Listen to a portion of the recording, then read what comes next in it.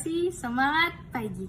Puji Tuhan, hari ini Tuhan kasih kesempatan yang luar biasa untuk kita dipertemukan dalam ibadah, walaupun hanya secara online, tapi kita patut mengucap syukur karena kesehatan yang Tuhan berikan, kita boleh bersama-sama beribadah.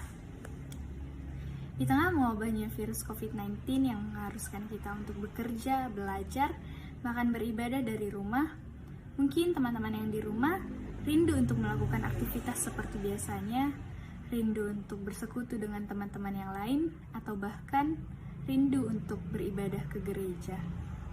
Tapi teman-teman, kita percaya bahwa kita akan selalu disatukan oleh kasih Kristus yang luar biasa. Dialah yang akan selalu menjaga dan menyertai kehidupan kita. Untuk mengawali ibadah kita pada hari ini, mari kita mengangkat pujian dari Kidung Jemaat, Kami Puji Dengan Riang.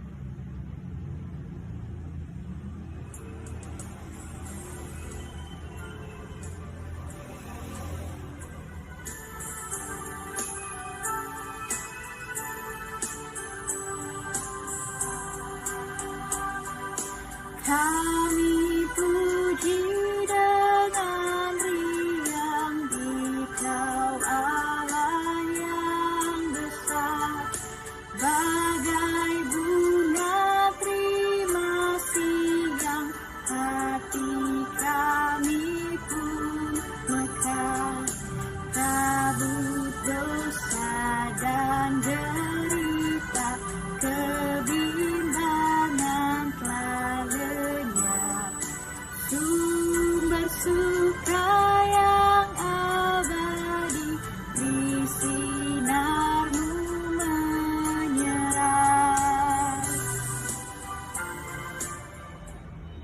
Tiba saatnya kita akan masuk dalam pemberitaan firman Tuhan yang akan dibawakan oleh Kakak Firdian Sipirik. Kepada Kakak Firdian Sipirik dengan kasih dipersilahkan. Shalom. Apa kabar teman-teman? Puji Tuhan, kita selalu merasakan bagaimana Tuhan sungguh bekerja baik dalam kehidupan kita.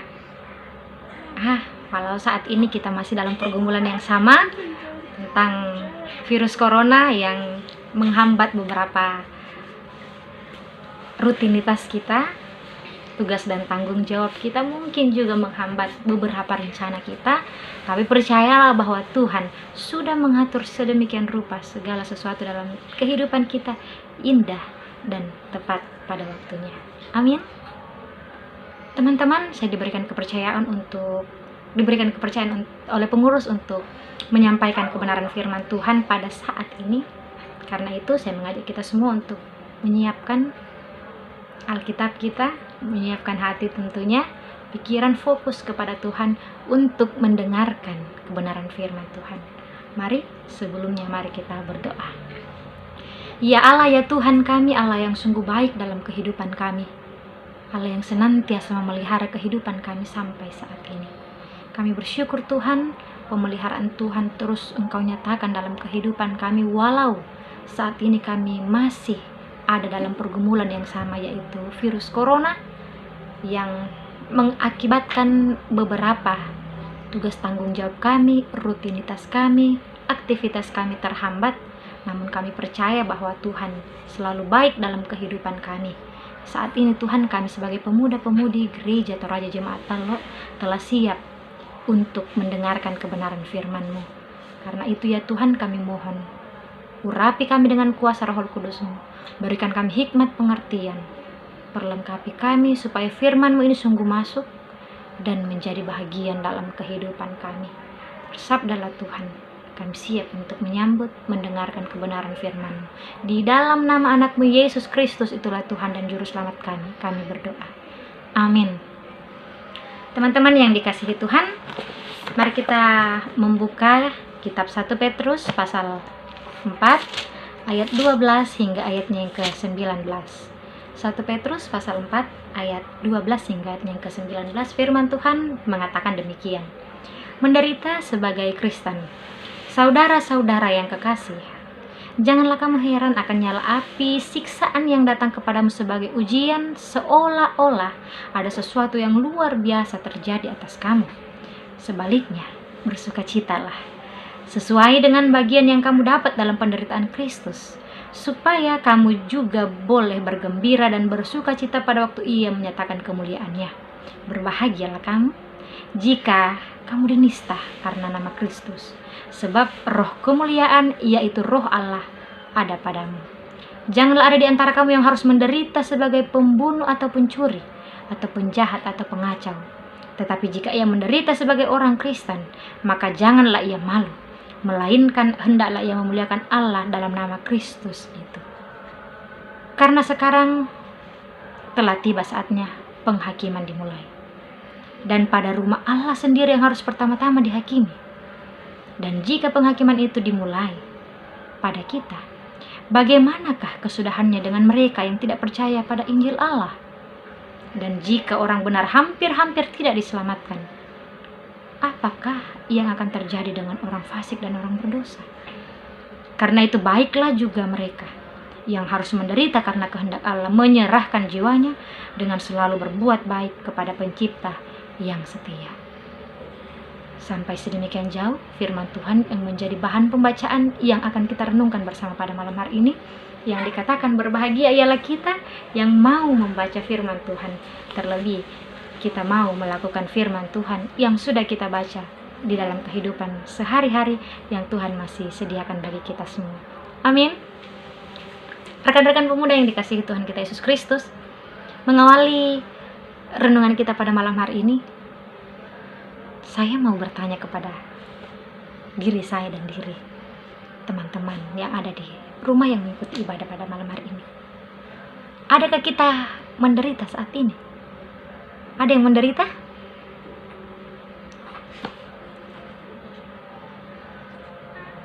Atau adakah yang mungkin saat ini lagi happy-happy saja? Ya puji Tuhan, kita mensyukuri segala situasi dan kondisi yang Tuhan masih percayakan bagi kita untuk kita jalani.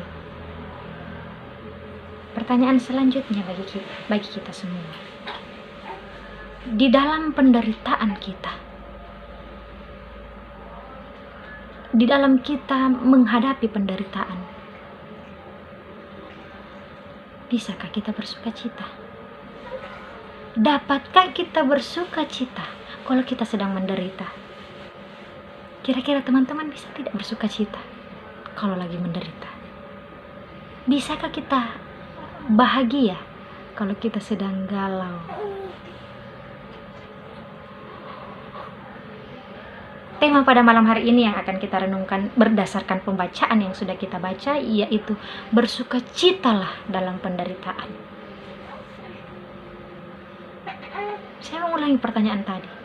Bisakah kita bersuka cita dalam penderitaan? Bisakah kita bersuka cita kalau kita lagi menderita?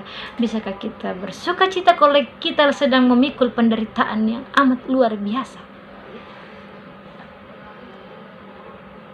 Ya teman-teman, inilah yang harus kita renungkan sebagai anak-anak Tuhan, sebagai pemuda-pemudi Kristen. Bagaimana kita menjalani masa muda kita ini di dalam perjalanan kehidupan kita. Selalu banyak tantangan. Di dalam tantangan itu pasti ada penderitaan. Tapi tenang saja, bukan hanya penderitaan yang kita dapatkan. Selalu ada yang indah juga kita temui. Amin. Teman-teman, pembacaan kita pada malam hari ini mengatakan menderita sebagai Kristen. Ya kita tahu semua bahwa pada umumnya manusia tidak mau menderita. Karena itu berbagai macam cara kita lakukan, berbagai macam cara kita tempuh supaya penderitaan itu tidak masuk dalam kehidupan kita. Tapi tidak bisa saudara-saudara. Selama kita menjalani kehidupan, selalu saja ada penderitaan, selalu saja ada pergumulan, selalu saja ada permasalahan. Tidak bisa lepas dari kehidupan kita.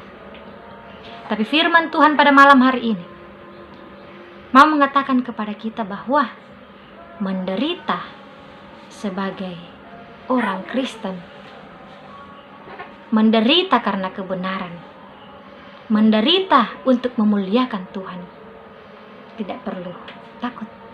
tidak perlu khawatir, tidak perlu galau, tidak perlu resah, sebab Rasul Petrus mengatakan, roh Tuhan ada padamu.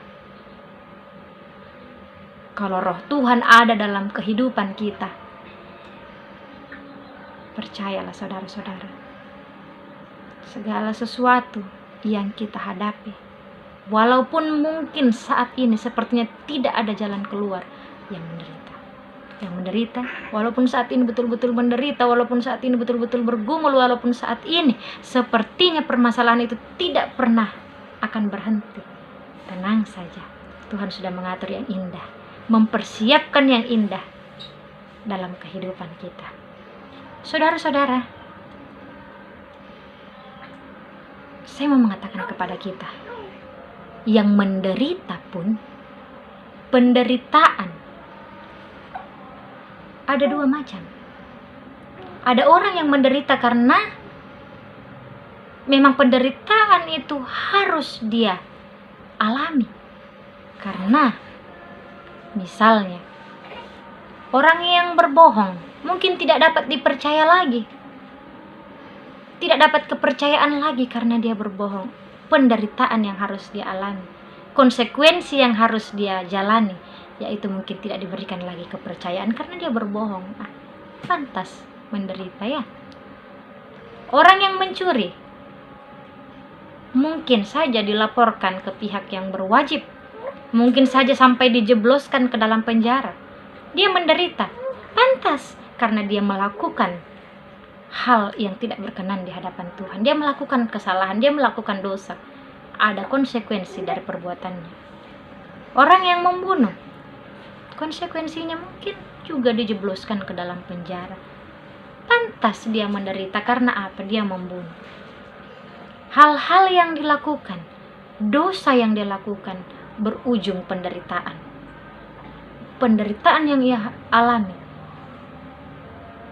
sebagai konsekuensi atas perbuatannya. Tetapi penderitaan yang kedua yang saya maksudkan, penderitaan yang harus dijalani, yang harus dialami bukan karena kesalahan tetapi karena kebenaran. Misalkan saja di tempat kerja, teman-teman yang sudah bekerja, di tempat kerja kita melakukan kebenaran, kita mau menegakkan kebenaran, tetapi mungkin orang-orang di sekitar kita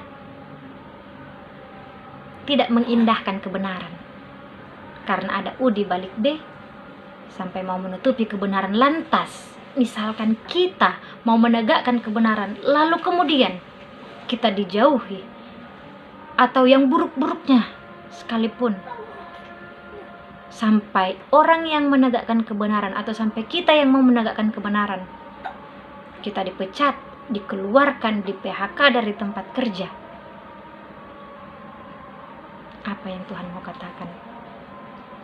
Roh Tuhan ada padamu. Jangan malu ketika melakukan kebenaran. Jangan takut ketika melakukan kebenaran. Jangan berpikir, nanti saya dijauhi, nanti saya ditinggalkan, nanti tidak ada teman-teman saya, nanti tidak ada rekan-rekan saya mau apa? Tidak ada nanti yang saya mau makan. Tidak ada lagi harapan. Kehidupan saya tidak seindah ketika melakukan ketidakbenaran. No, stop. Tetap melakukan kebenaran, tetap melakukan kebaikan, sekalipun ancamannya luar biasa dalam kehidupan kita. Percayalah, Tuhan ada bersama dengan kita yang tetap melakukan kebaikan, melakukan kebenaran dalam pandangan Tuhan. Teman-teman, beberapa hari yang lalu saya membaca postingan penjual jalang kote. Siapa namanya nih yang menjual jalang kote? Rizal. Luar biasa penderitaannya. Dia menjual jalang kote untuk membantu orang tuanya. Tapi apa yang dia dapatkan? Dia melakukan kebenaran, tidak ada orang yang dia susahkan. Tapi dia dibully sampai dipukuli. Sampai sepeda yang dia harus pakai untuk menjual pun dirusak oleh orang-orang yang tidak suka dengan Rizal pada saat itu. Dia menjalani, Rizal tetap menjalani. Tetapi karena sepedanya rusak, berhentilah dia menjual. Tapi coba mari lihat teman-teman, di dalam penderitaan Rizal, di dalam pergumulan Rizal, di dalam keterpurukan Rizal pada saat itu, teman-teman lihat bagaimana Rizal saat ini mendapat berkat yang luar biasa, yang tidak terduga, yang tidak pernah mungkin terpikirkan oleh Rizal bahwa dia akan diberikan beasiswa, dia akan diberikan uang, dia akan diberikan sepeda motor, dia akan diberikan sepeda dan lain sebagainya. Teman-teman mari lihat, ketika kita menjalani kehidupan dengan benar, ketulusan, dengan baik dalam pandangan Tuhan, selalu ada jalan keluar, selalu ada berkat yang luar biasa yang tidak terpikirkan. Karena apa? Di tengah-tengah keterbatasan kita ada Tuhan dengan kebaikannya yang tidak melampaui pemikiran kita. Ketika saya melihat peristiwa Rizal, saya mengingat Yusuf. Ingat teman-teman Yusuf? Bagaimana Yusuf luar biasa menghadapi pergumulan dari saudara-saudaranya sendiri. Rizal mungkin teman-temannya atau orang di sekitarnya saja, tetapi Yusuf, saudara-saudaranya sendiri yang membenci dia, sampai berusaha membunuh. Tetapi untung saja tidak dibunuh ya, tidak mati maksudnya. Yusuf sampai dijual ke tanah Mesir. Tapi apa yang Yusuf lakukan di tengah-tengah penderitaannya? Dia menjalani dengan ketulusannya, kesetiaannya kepada Tuhan. Dia memandang kepada Tuhan saja dalam penderitaan dan pergumulannya. Teman-teman mari lihat kembali bagaimana kehidupan perjalanan Yusuf. Selalu ada penderitaan yang dia alami, selalu ada pencobaan yang dia dapatkan. Tetapi karena kesetiaannya, karena kebaikannya,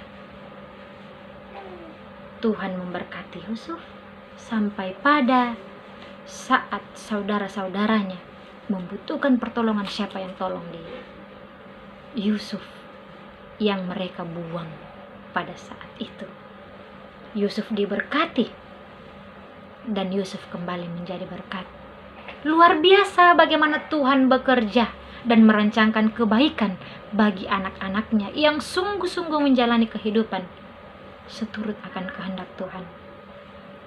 Rekan-rekan pemuda yang dikasihi Tuhan,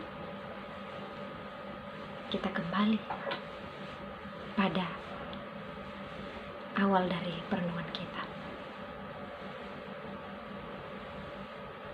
Bisakah kita bersuka cita kalau kita dalam penderitaan? Penderitaan apa dulu? Mungkin karena kesalahan kita, atau mungkin tidak, sama sekali kita tidak salah. Kita melakukan kebenaran. Jangan terlalu memandang terus-menerus penderitaan itu, tapi pandanglah Tuhan yang tidak pernah meninggalkan kita. Percayalah Tuhan dengan segala caranya, dengan kuasanya, dengan otoritasnya, menyempurnakan kuasanya, caranya untuk memberikan kita kebaikan. Jangan takut menderita teman-teman. Jangan terus bersedih karena penderitaan. Jalanilah hidup kita dengan rasa ungkapan syukur. Memang tidak mudah, tapi itulah perintah Tuhan. Ketika kita sungguh percaya, Tuhan selalu ada buat kita. Yesus Kristus pun, jangankan kita, Yesus Kristus pun yang berkuasa juga pernah menderita, bahkan menderita sekali, sampai turun ke dalam maut. Tetapi di dalam perjalanan kehidupan Yesus terus setia kepada janji Bapa, dan pada akhirnya luar biasa,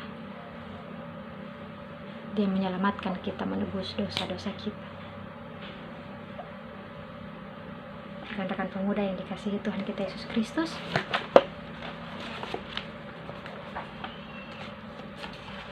saya mengingatkan kepada kita, Tuhan tidak pernah keliru kalau Dia menempatkan kita di tengah berbagai persoalan atau penderitaan yang ada. Jangan bersedih, sekali lagi, jangan bersedih, jangan berkecil hati.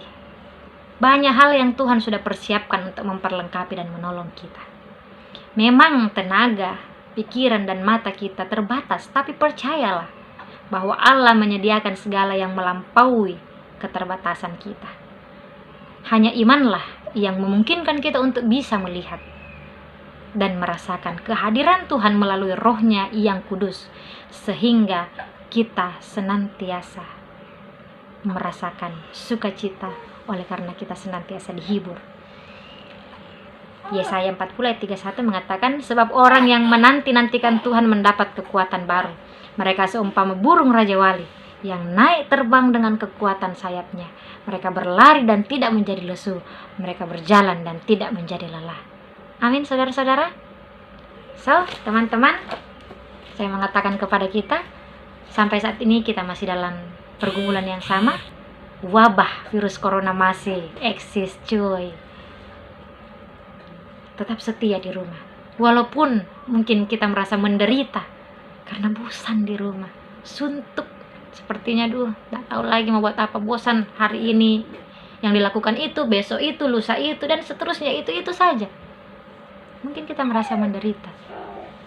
Kita melakukan hal yang kecil, tinggal di rumah saja, sudah berdampak besar untuk kebaikan kita semua. Teman-teman tetap setia di rumah ya. Jangan bilang ini menderita, ini penderitaan yang luar biasa. No, ini kebaikan yang luar biasa yang kita lakukan untuk kebaikan kita semua. Pemuda-pemuda Kristen, kita masih diberikan kesempatan untuk Tuhan untuk menjalani kehidupan masa depan yang indah Tuhan sudah siapkan bagi kita. Jalanilah kehidupan dengan sungguh-sungguh setia kepada Tuhan, dan senantiasa kita memohon kepada Tuhan supaya kita perjalanan kehidupan kita senantiasa memuliakan Tuhan. Tuhan pasti menolong kita. Amin. Rekan-rekan, mari kita berdoa. Ya Allah, ya Tuhan kami, terima kasih untuk kebenaran firman-Mu. Terima kasih untuk waktu dan kesempatan yang indah Tuhan sudah siapkan bagi kami semua, sehingga kami boleh bersama-sama beribadah walaupun secara online dari rumah kami masing-masing. Kami percaya Tuhan hadir memberkati kami semua. Sekiranya firman-Mu ini Tuhan tidak menjadi hal yang berlalu dari kehidupan kami. Tuhan tolong kami supaya firman-Mu ini betul-betul tersimpan dan menjadi bahagian dalam kehidupan kami setiap hari, terutama dalam menjalani masa muda kami, supaya masa muda kami tidak membawa kami kepada kesia-kesiaan, melainkan senantiasa memuliakan Tuhan dalam kehidupan kami. Ya Allah, ya Tuhan kami, berkati kami semua dalam segala pergumulan dan penderitaan kami. Kuatkan iman kami. Terima kasih ya Allah, ya Tuhan kami. Di dalam nama anak-Mu Yesus Kristus kami menyerahkan kehidupan ini. Amin. Sekian dan terima kasih. Bongi melo lago kita salah nasang. Itulah tadi firman Tuhan yang boleh kita dengarkan bersama-sama. Kepada Kakak Firdian Spirit diucapkan terima kasih. Kiranya Tuhan memberkati di setiap aspek kehidupannya. Dan untuk kita yang mendengarkan, kiranya boleh diaplikasikan dan kita terapkan ke dalam kehidupan sehari-hari. Untuk menutup ibadah kita pada hari ini, mari kita mengangkat pujian Kaulah Harapan.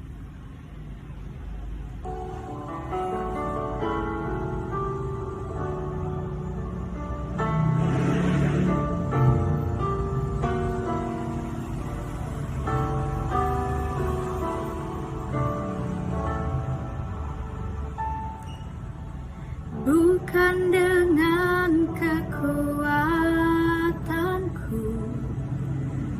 ku dapat jalani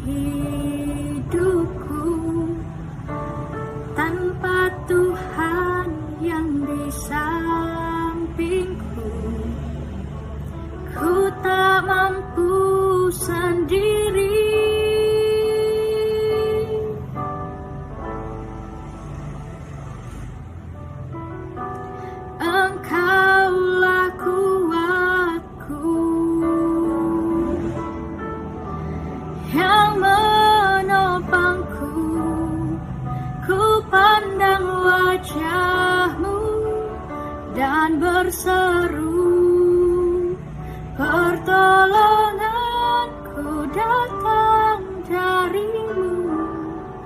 Peganglah tanganku, jangan lepaskan. Kaulah harapan dalam hidupku.